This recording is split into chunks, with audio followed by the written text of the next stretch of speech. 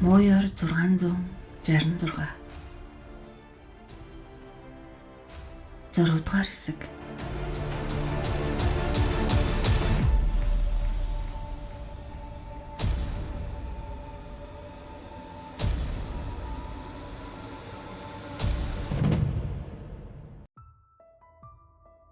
Сармагчны байр дотор халуун муухай өнөртэй аж.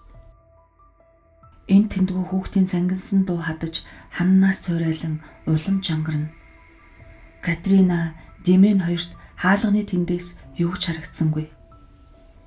Гэвч үзэгчдийн дуу алдан инээлдэх шуугилдах байдлаар сармагчингууд хамгийн цаад талын торонд тоглож байгаа юм байна гэдгийг Катрина таамаглаж олны дундуур түлхэлтэн урагшилсаар торонд юу болж байгааг сайн нэг юм олж харлаа.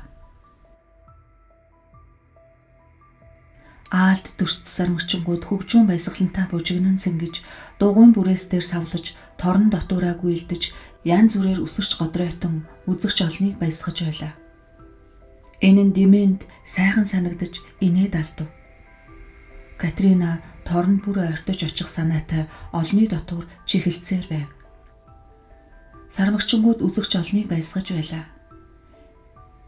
Тэр хоёрыг ойртож очиход зан авир нь ир сувирч тоглож бужигнахаа даруй болж олны дотроос хин нэгнийг эрх мэт гүлэлцэж байв. Сармагчны шууган бужигнахаа гинэт болоход хүмүүс гайхан бас чимээгүй болж сармагчингуудыг одоохон давхиад тоглож наадаж эхлэх биз гэж бүгд инээмсэглэн хүлээж байв. Тэгтэл торон дотор гів инэт аюул төгшүүрийн дохио час хийгээд явчихв.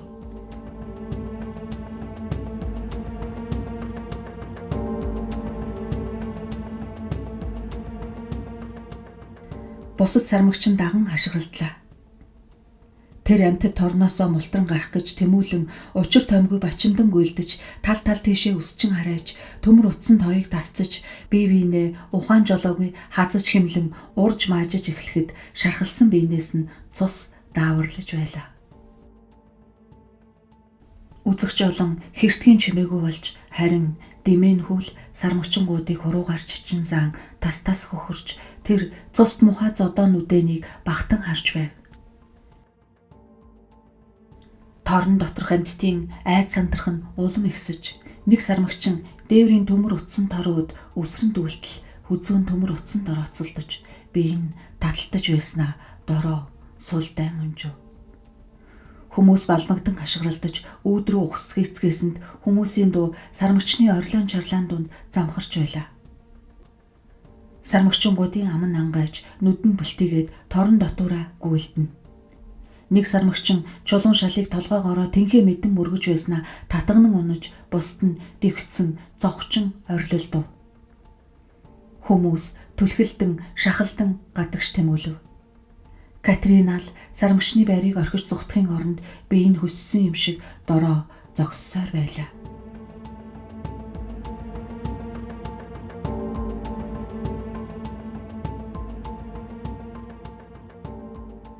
Хүүн инээгээд л байна. Цусандаа утгалцсан сармагчингуудыг хуруугаараа чичин тас хөхөрч байлаа. Сармагчингууд жухам энэ хүүгээс л айжээ.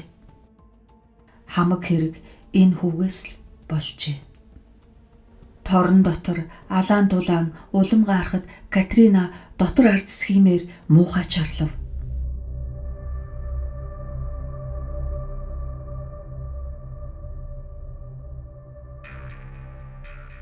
6 дугаар бүлэг. Пирфордод Катриныг Жереми хүлээж байв. Нөхөр нь Катриныг сайхан зантай ирнэ гэж бодоод хоолоо хамт идэхээр хойшлуулсан байжээ. Хоёул жижигхэн ширээний ард сууж байхдаа эхнэр нь хоолоо тайван идэхийг хичээвч биеэ барьж чадсан байгааг Тойрон ажиглав. Би чинь зүгээр үү Катрина? Зүгээр. Дуугүй суугаад байх чинь. Жаахан ядраа биз. Их юм үзв? Тийм ээ. Катрина битгий элдв юм асуугаад байгаа ч гэсэн шиг товчхон хариулж байв. Сайхан санагдав. Тэглээ. Сэтгэл чинь тавгүй байх шиг. Тийм гэж үү? Юу болов вэ? Бүү мэд. Чи нэг л уруу царайтай байх юм. Ядраад байна. Жаахан унтаж амръя. Катриныг албын хүчээр инээгчэн аядахт нь Тойрны сэтгэл амаргүй болж. Дэмэн зүгээр үү гэсэнд зүгээр гэв. Лав биз? Тийм ээ. Жерми Катриныг анхааралтай хараад. Хэрв нэг юм болсон бол чи надад ярин тийм ээ. Би Дэмэний тухайд нэг юм хэлье гэсэнд. Дэмэнд гай тохиолдохгүй дээ. Хүүд минь муу юм болохгүй шүү дээ. Тийм үү? Бид их жаргалтай сайхан байна гэд Катрина инээмсэглэх аядсан боловч царай нь гонигтай хэвээр үлдэж. Манай гэрийн босгыг сайн юм давхад саадгүй гэж хэлмээр байна. Муу зүгийн хар үл манай гэрийг тойрчин гөрнө гэв.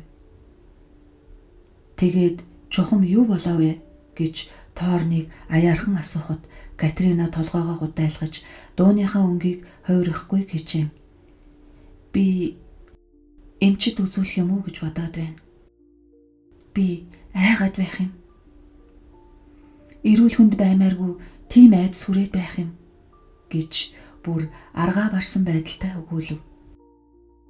Кэти минь юун айдас вэ гэж Тойрныг шивгэнэн асуухад чамд үннээ ярил чи намайг нүднээсээ далд оруулна байх гэсэнд үгүй тэгэхгүй би чамдаа хайртай гэж ай 50%. Катрины хацар дээр доглон нулимс бүнжгөнөхөд Тойрон гарыг нь натгаад бололгүй яах вэ? Тэгье гэжээ. Тэгтэл Катрина асгаруулan уйллаа. Өдрийн явдал цээжин дээр нь том хар чулуу тавьсан юм шиг сэтгэл зовоогоод байжээ.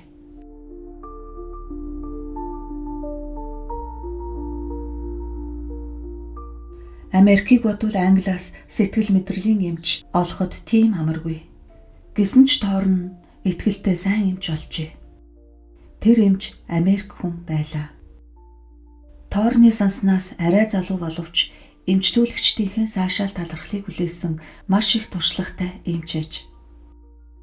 Чарльз Гриер гэдэг тэр эмч Принстонд сургууль дүүргээд Билевд дадлагын ажил хийж байжээ. Ялангуяа нэгэн үе Жоржтаунд сууж Сенатын гишүүн хэдэн хүний эхнэрийг эмчилж байсан нь олзуурах урштай хэрэг. Гриер эмч Тойрныг ажлынхаа өрөөнд хүлээж аваад архинд ордог нь улс төрийн зүтгэлтний гэргийг тохиолддог ердийн асуудал юм да. Сэтгэлээр ганцаарцнаас тэгдэг байх. Чадал бололцоонд итгэхийг болж өөрийгөө бусадтай адилгүй хүчин мөхөс дорой амтан гэж үзэх болсноос тэр юм уу та гэж ярьжээ. Бидний энэ яриа амийн хувийн маш нууц гэдгийг та болгож байгаа үзье гэж Тойрныг өгүүлэхэд сэтгэл мэдрэлийн эмч нэмсэглэж. Мэдлгүй яах вэ? Хүн надад итгэдэг юм.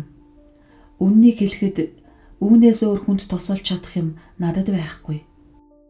Хүн ер нь бусдад үннээ ярил эргээд гайч ирэх вэ гэж хаяагаа манаад нарийн юма хүнд ярих дургүй байдаг. Надад бол ярьж болно. Би их юм амлаж чадахгүй. Харин нууцыг бол хадгалж чадна. Эхнэрээ тань руу явуулах уу? Зүгээр л миний хаягийг хэлээд өгөөрэй. Эмчид очгод битгий албадаарай. Эхнэр өөрөө эмчид үзүүлэе гэсэн юм. Намайг гуйж заа мэдлээ. Тойрныг босоход залуу эмч нэмсэглэв. Та манай эхнэртэй ярьсныхаа дараа надад уцтах уу гэж Тойрныг асуухад яах вэ доо гэж Гриер эмч хариулв. Надад дуулгамаар юм гарч магадгүй гэсэндээ ингэж хэлсэн юм. Хэлэх хэрэгтэй бүх зүйлийг эхнэрт чинь хэлнэ. Хэрв та түүний төлөө айх юм гарвал амиа хорлох санаа мэдэгддэг үү? Үгүй ээ. Тэгвэл надад түүний төлөө айх юм байхгүй. Таны санаж байгаа шиг тийм ноцтой юм байхгүй гэж итгэж байна. Тоорны сэтгэл онгойж явахыг завдсанд ноён тоорно гихтэн өө гэсэнд та над дээр юу гэж ирсэн юм? Тантай уулзах гэж. Юунд тэрвэ? Тоорн гайхсгийж таныг ямар шүү хүн байна вэ? Харъя гэсэн юм уу да? Гэв. Тоорн бантаж жаахан бодоод толгоос ихсрэв. Надад бас сэтгэл мэдрэлийн эмч хэрэгтэй гэж та бодож байна уу? Би тийм харагдаж байна уу гэж Тоорныг асуухад би ямар харагдаж байна гэж эмч сүргүүлэн асуусанд та зүгээр гэвэл эмч нэмсэглэж намайг үздэг эмч бий. Миний ажлын нөхцөлд биеэ үзүүлэх эмч заавал хэрэгтэй гэв. Энэ яриа Тоорны сэтгэлийг өмүүлж ажил дээрээ ирээд өдөржингөө эргэцүүлэн бодов. Гэрээр эмчийн сууж байхдаа хамаг байдгаа ярих хэрэгтэй. Урд өмнө хинт ч яриагүй нарийн юм бүгдийг ярих хэрэгтэй юм байна гэж нэг бодсон байжээ. Гэтэл тэгээд тус нь юу илээ? Тэр нэгэн удаагийн худал үг одоо яс махны тасархай мэт болжээ.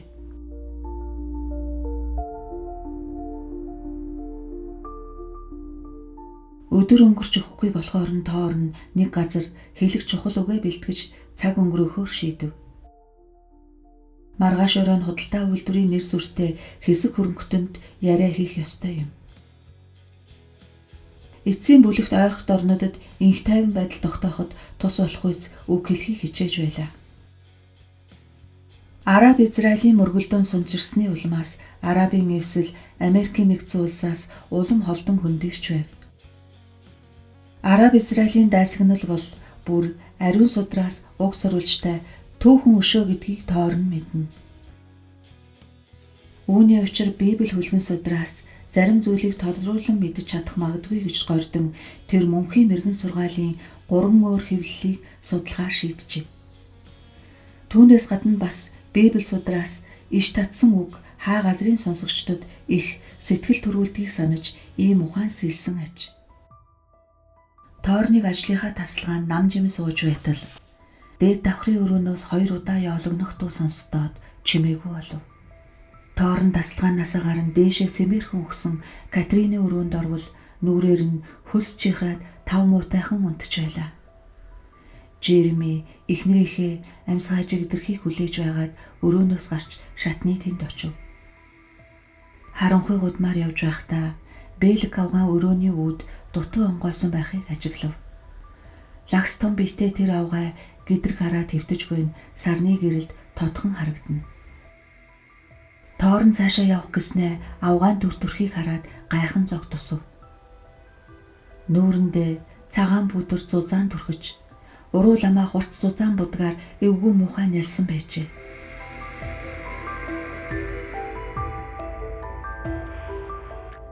Тоорны нуруур хүүт оргих шиг болж үүний учрыг тайлах гэж оролдоод ухаанд нь юу ч орсонгүй. Тэр үүдийг хааж тасалгаандаа эргэж ирээд ширээн дээр дэлгэж тавьсан номнуудаа харав. Сэтгэл нь өмрээд бодол нь зэгцэрч өгөхгүй. Нүд нь номны хуудсыг хийг өлөрч байлаа. Даниэлийн ном дээр Яаковын бяцхан Библи судар дэлгэн тавьсныг Тоорн тийш ширтэв.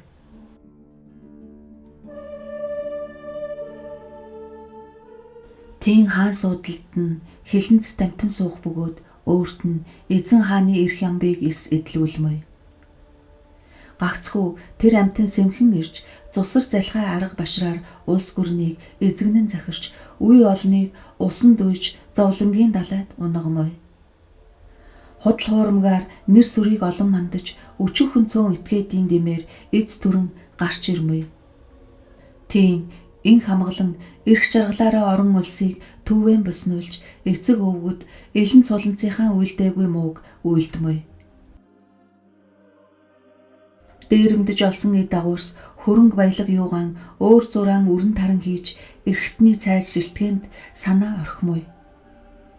Тийм тэр хаан бэр санааны дураар туйлж, өөдлөн мандаж, тэнгэр шүтэнээс ч илүү өргөмжлөгдмөй. Тийм дээдийн дээд тэнгэр сахиус бурхныг муу үгээр хараан зөхөж, тэнгэрийн хилэгнэн гисгээх хүртэл дэвшин дээшилмөй. Юу хэмээвээс тэнгэрийн бошиг тэр ёсороо гүйцэлдэх бүлгөө.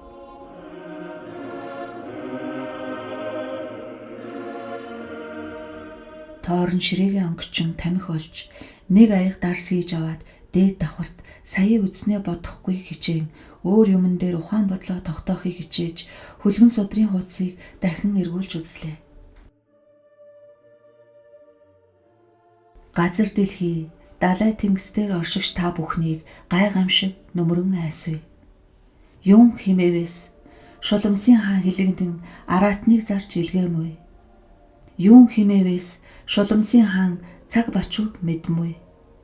Энд нарийн учир буй бүлгөө. Ухаан байваас араатны тоог бодож олтугай. Юун химээвээс тэр бол хүний төөргийн тоо амуй. Тэр тоо нь 666 бүлгөө.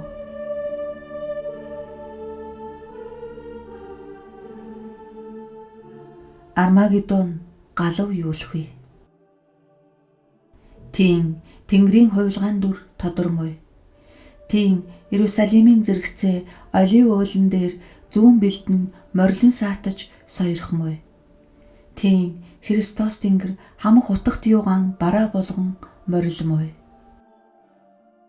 Тоорн судраа ханхиж ширээнийхээ гэрлийг унтраагаад Библи судрт бичсэнийг, энэ хөлгөн судрыг хүн зохиосныг, ер нь яах гэж зохиосныг эргцүүлэн бодож нам гүмийн дунд удаан суулаа. Тэгээд орондоо орж унтав.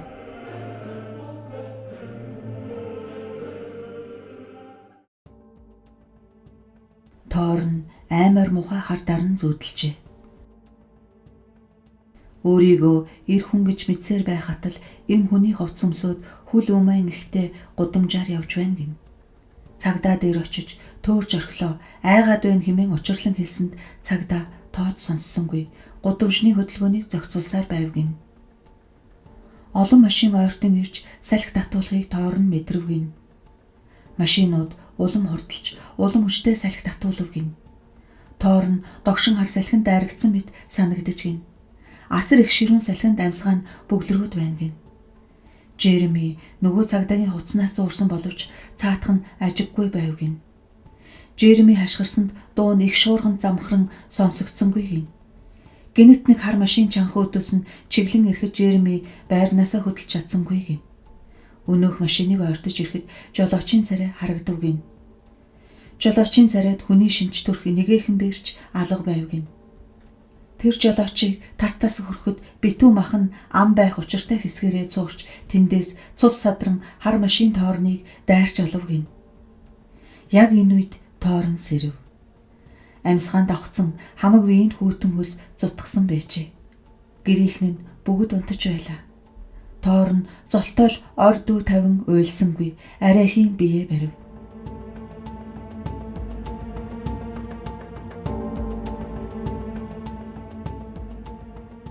Долдугаар бүлэг. Тоорныг худалдаа үйлдвэрийн хөрөнгөтөн нарт үг хэлэхээр 7 цагт Мэйфэр жочд буудалд очиход хүн пиг дүүрэн цугласан байжээ. Тоорн тэнд хэлэх үгээ хэвлэлийнхний сонорт хүргэхийг хүсч туслагч нартай хэлсэн учраас өглөөний сонингуудад хурлын тухай тэмдэглэл гарсан байв.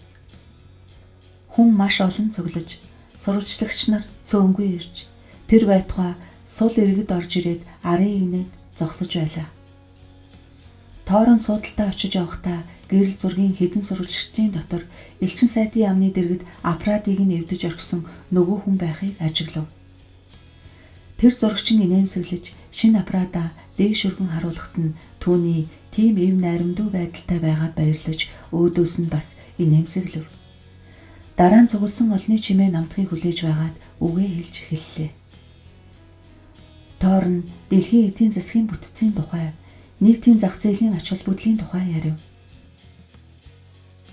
Аливаа нийгэмд тэр дундаа ардчилсан нийгэмд ч зах зээл их ач холбогдолтой бөгөөд өөр соёлын дор ерөнхий хуваар мэт эвээс олж өгдөг юм. Нэг нь юм худалдах хүсэлтэй, нөгөө нь худалдан авах хүсэлтэй байвал инх тайвнаар хамтран ажиллах суур дэвсгэр бий болно. Харин нэг нь юм худалдан авах гэхэд нөгөө нь худалдахыг татгалзах юм бол чухам тийм үед бид дайтах зүг эхний алхам хийж байгаа хэрэг. Тоор нь бас нийт хүн төрлөختний тухай. Бүх хүн ард бол энэ дэлхийн эд баялагийг өвлөн авч хэнийг ч хумдахгүй хүртээх учиртай ах дүүс мөн гэдгийн тухай яриад Генри Бестний үгийг иш татаж бид бүгдээр цагийн сүлжээнд хамт аж төрж байна. Бид бүгдээр энэ дэлхийн тансаг баян байдал хийгээд хүнд хүчир хөдөлмөрийн иргэшээлд байдаг гэлээ. Тоорны яриа олны сэтгэлийг татан дагуулж хүмүүс нэг ч газар унахгүй сонсохыг хичээж байлаа. Элчин сайд дараа нь улс төрийн инх замбраагүй байдал, түүний эдийн засгийн уршиг балгын тухай асуудалд шилжив. Танхимд хэсэг араб хүн байгааг ажиглаж шууд тэдэнд хандаж ярьлаа. Улс төрийн инх замбраагүй явдал үгээгүй гуйлагчин байдалд ямар хамаатайг ойлгож өгөх юм байхгүй. Гэхдээ баян тансганд эндвэл соёл иргэншил унаж дороотох аюулд учрна гэдгийг бас санаж байвал зохино гэв. Тоорныг инхүү халуун зөгтөө ярьж байхад ханын дэргэд зогсож буй Дженнингс дуран дураа оруулж Апрада түргэн час хийлгэж байв. Тоор нь үргэлжлүүлэн Соломон хааны үеэс уг үндэс авсан нэг гунигтай бөгөөд хачиргалтай үнэн байдаг. Эд хөрөнгөөр баян эрх ям бихтэй байх заяатай төрсөн зарим нь гэсэнд гинэт арын игнэнээс нэг хүн. Тэр тухай та эрх биш нарийн мэдэх учиртай да гэж хашгирахад нь Тоор нь дуугүй болж цуглархстыг ажиглан харсанд нөгөө хүн хашгирхаа болов. Тоор нь үргэлжлүүлэн бүр Миссирийн хаадын үед эд хөрөнгөөр баян эрх ям бихтэй байх заяатай төрсөн зарим нь гэсэнд за тэр тухайга бидэнд яриад байгаарай гэж нөгөө төрөвчийн хүн дахин өгүүлэх дуулцсанд энэ удаа цугласан олон зэв үтсэн шуугилдав. Тоор нь нүдээ хурцлан харвал нэг уранхай жинстэй битүү сахалтай оюутан үг өдсөн аж. Тэр оюутан үргэлжлүүлэн ядуу хүний зовлон Тоор нь та мэдэх юм уу? Та энэ насанда ганц өдөрч нуруугаа бүхийлгэж үзээгүй шүү дээ гэв. Сонсогчид тэр оюутныг зэмлэн хориглож зарим нь бүр зандарч эхэлсэнд Тоор нь гар өргөн дохиж чимээгээ намтахыг хүсээд энэ залуу нэг юм хэлэх гэж байх шиг үгийг нь сонсъё гэсэнд оюутан залуу олонд сонсогдох үс чанга дуугаар үргэлжлүүлэн та эд баялагийг хуваах талаар нэрээ тэгж санаа тавьдаг юм бол өөрийнхөөсөө хуваарлахад яасан юм? Та хэдэн саяын хөрөнгө бэлтээгээ мэдэх үү? Дэлхий дээр хэдэн хүн өсөж үлбэрч байгааг мэдэх үү? Таны ойр зүрийн хэрэглээний мөнгөөр юу бүтээж болохыг та мэдэх үү? Таны жолоочтой өгдөг цалингаар энэтхэгийн хид хідэн айлыг бүтэн сарын турш тэжээж хүрнэ. Танаа байшингийн дэрэгдэх 40 акр нугын ургамлаар Бангладешийн хүн амын тэн хансыг тэжээж хүрнэ. Таны хүүдээ зориулж зохиодог үдшилгийн зардал мөнгөөр Лондоны энэ өмнөд хэсэгт нэг эмнэлэг байгуулж хүрнэ. Та нэгэнт хүмүүсийг эд баялгаа хуваалцгаж уриалж байгаагаас хойш өөрөө үлгэр жишээ үзүүлээд аль. Энд бидний өмнө $400 костюм өмсөж зогсчоод ядуу зүдүү байдлын тухай номлох хэрэггүй. Тусдаа юм хийх түн гэв. Оюутны дайралт олны санаанд нийцжээ. Энэ удаад залуу оюутан давж тэр байтугай зарим хүн алга ташснаа Тоорны юу хэлхийг хүлээж даруй чимээгүй болов. Та хэлж дуусв гэж Тоорныг илтгэн асуухад Тоор нь та хэдий хэр баян бэ? Рокфеллер шиг үү гэж хашгиран асуув. Хамаагүй бага. Рокфеллерийг дэд ерөнхийлөгчөөр сонгогдоход түүний хөрөнгийг 300 саяас жаахан илүү гэж сонин хэвлэлд мэдээлж байсан. Жаахан илүү гэдэг нь юу байсныг та мэдэх үү? 33 сая байсан юм. Үүнийг тооцоонд оруулахгүй байгаа хэрэг шүү дээ. Энэ бол Рокфеллерийн ойр зургийн хэрэглээний мөнгө. Тэгэхэд дэлхийн бөмбөрцгийн хүн амын тэн хангас нь үлбэрч өгч байна. Үүнд гутамшигтай юм огтаалгүй. Ганц хүнд ийм их мөнгө хэрэг байдаг юм уу? Би мистер Рокфеллер биш. Андашгүй вэ? Би хариу хэлж болох уу? Ганц хүүхдэд тус бол. Өсөж өлбөрч байгаа ядаж ганц хүүхдэд тустай юм хий. Тэгвэл бид таны үгийг үнэмшинэ. Сайхан үг ярихын оронд ганц хүүхдэд алгаа тэнэлэг. Харин өсөж байгаа хүүхдэд алга тэнэлгээрэй. Би тийм буян хийсэн байж ч болох шүү дээ гэж Торн тайван хариулв. Тэр хүүхэд чинь хаана байна вэ? Торн та хэнийг гэл алгасан юм бэ? Та хэнийг аврах гэж оролдож байна вэ? Гэж оюутан залуу шалгав. Бидний зарим нь өлсөж байгаа ганц хүүхдийн эрх ашгаас холд авсан үүрэгтэй байдаг. Торн та өлсөж өлбөрч байгаа ганц хүүхдэд гар сар байгаагүй байж дэлхийн ертөнцийг аварч чадахгүй. Сонсогчд илт оюутны талд байгаа бололтой. Надад эвгүй байна. Та харанхуй зогсоод тэндээсээ намайг зэмлэн буруушаасан үгээ хэлж байна гэж Торн тайван дүлгөөн өгүүлв. Тэгвэл та над дээр гэрэл тусгаад айл. Харин би улам чанга ярина шүү. Сонсогчд инээлдэв. Толдүрийг эргүүлж оюутан дээр тусгасанд гэрэл зурагчид босон харайцгаав. Дженнингс холч дурандуур авч гараагүйдээ халаглан толгоогоо шааж Апрада ууртай оюутны хавь зогсож буй хэсэг хүн дээр таарууллаа. Торн тайван тогтуухан байснаа толдуураар арын игнэний хүмүүсийг гэрэлтүүлэхэд зам байдал нь даруй хувирв. Торн оюутан залуугийн хажуу зогсож байгаа хүнийг хараад тэгсэн байжээ. Тэнд намхан лам малгайгаа бариад зогсож байсан нь Тассоны ламтан мөн байлаа.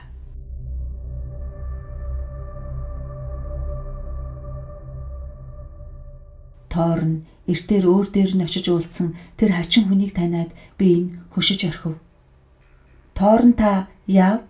Танд хэлэх үг алгуу гэж амийг нь асууж дайжигнав. Торны хамаг аг хаашаа ч юм бэ алга болж нөмөрөн ирсэн айдсын долгионд дотор нь бэлбэлзэн харанхуй өөд ширтэж дуугүй зогсов. Энэ үес Дженнингс Торны нүдний харцыг дагуулan аппарата чиглүүлж хэдэн зураг дарав. Алив, ноён Торно. Одоо та намайг харж байгаад юу хэлмээр вэ гэж оюутан залууг шаардахад. Бодоход таны зөв ч юм уу да. Бид эд баялгаа хуваалцах ёстой. Би нэг юм хийхийг хичээе гэж ээш төгдрөн дуугарв. Оюутан залуу хүүхэд мэд сайхан инээмсэглэж олны сэтгэлийн чилээ дорхноо тайлагдлаа. Хэн нэг нь толдүрийг зайлуулаач гэж гуйв. Торн сэхээ авахыг хичээсэн боловч харанхуйд бүртэлцэн байгаа ламын ном тувцас дээр харцсан эргэлдээд болдгүй.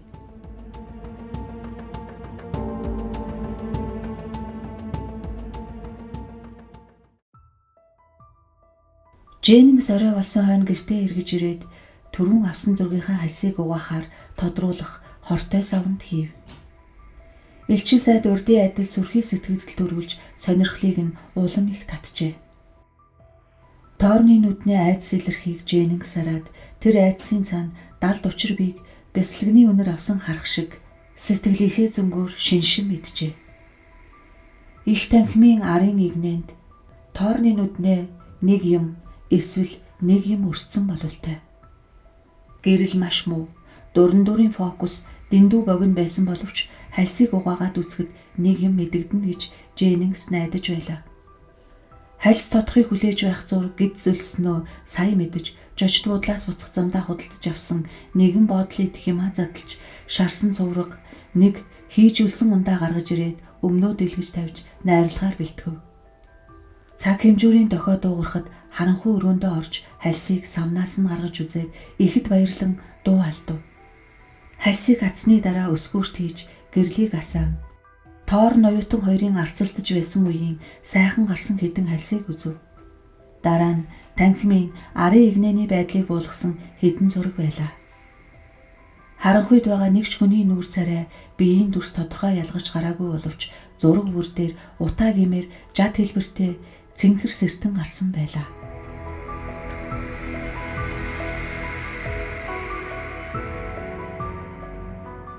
Мууяр 666 зохиолын 6 дугаар хэсэг өндөрлөв.